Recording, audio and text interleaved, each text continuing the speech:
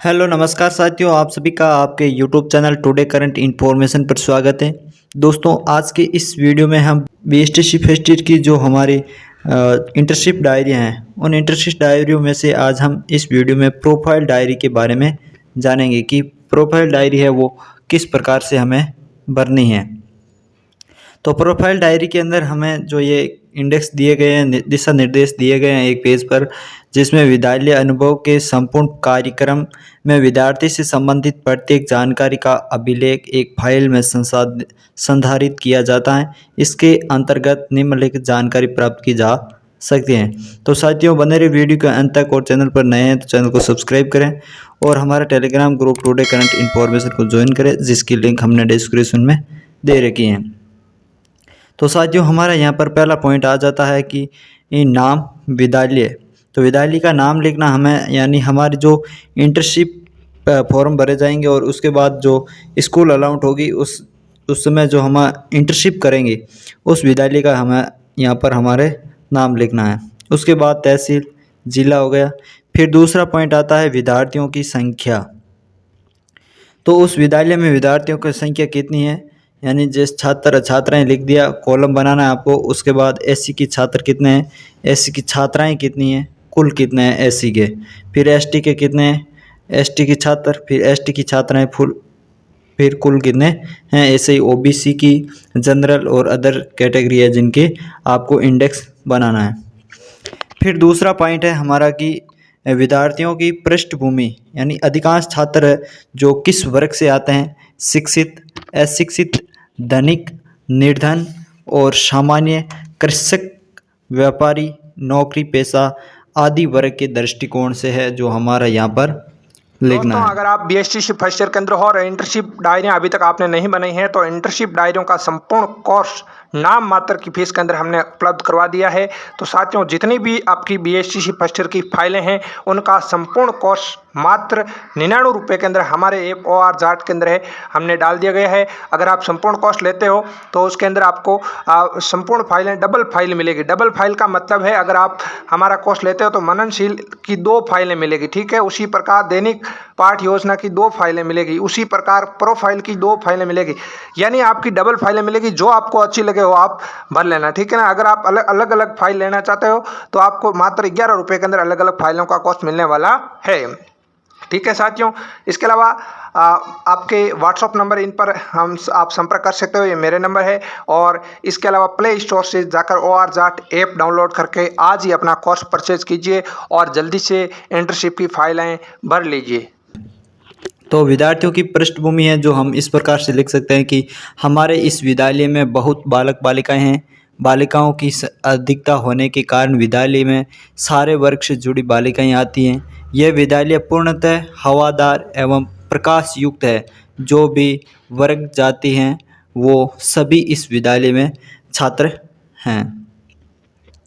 अगला हम ले सकते हैं शिक्षित वर्ग इसमें। तो शिक्षित वर्ग में इस विद्यालय में शिक्षित वर्ग के लोगों के बच्चे हमारे यहाँ पर विद्यालय में पढ़ने आते हैं। इसी प्रकार अशिक्षित वर्ग, फिर अन्य वर्ग, और फिर विद्यालय में सभी छात्रों की पृष्ठभूमि क्या है।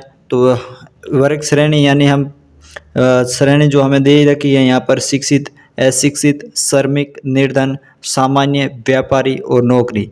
इसके आधार पर हम एक कॉलम बना लेंगे और इस कॉलम के अंदर एक तरफ हम ये कैटेगरी लिख देंगे, यानी शिक्षित वर्ग, अशिक्षित वर्ग, और एक तरफ हमारे यहाँ पर छात्रों का प्रतिशत लिख देंगे।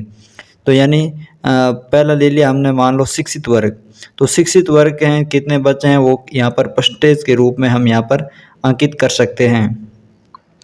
अगला तीसरा पॉइंट है हमारा, इस अवधि में किए गए विद्यार्थियों द्वारा अभिलेख का विवरण।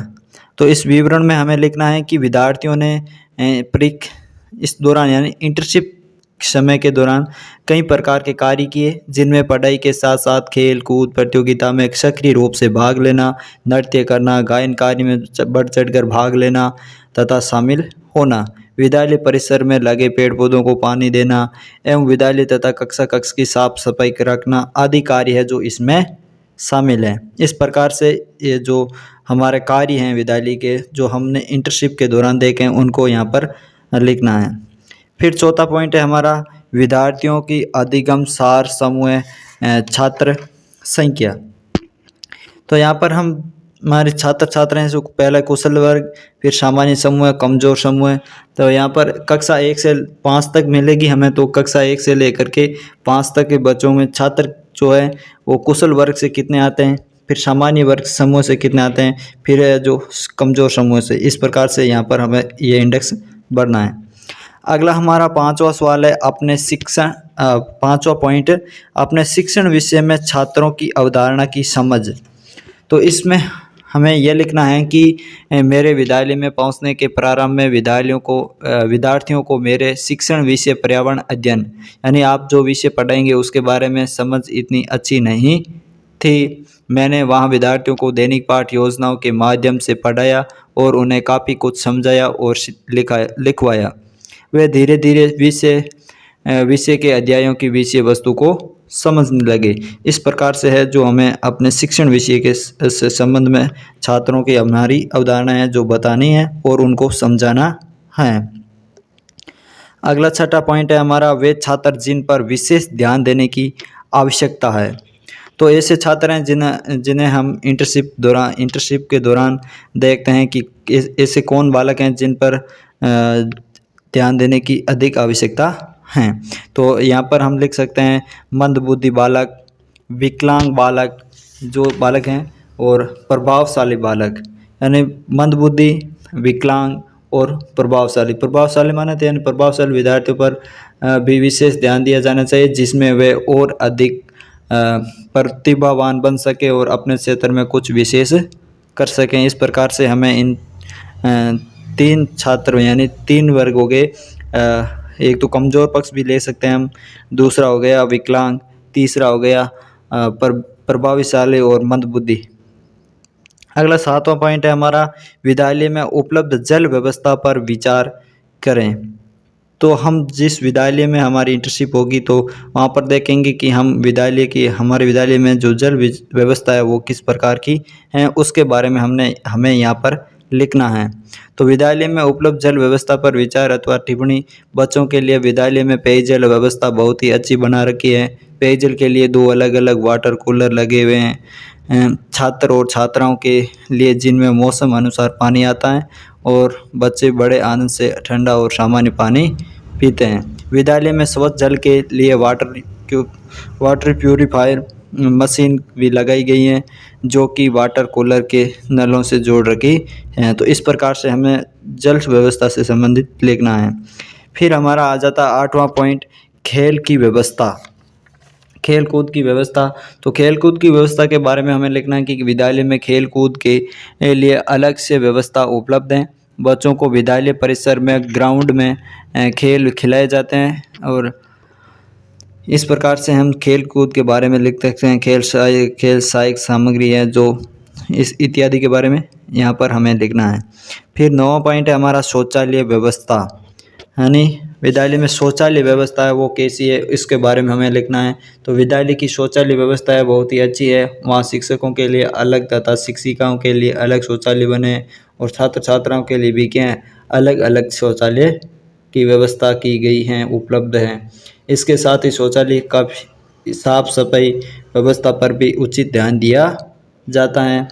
इस प्रकार से हमें शौचालय के बारे में लिखना है।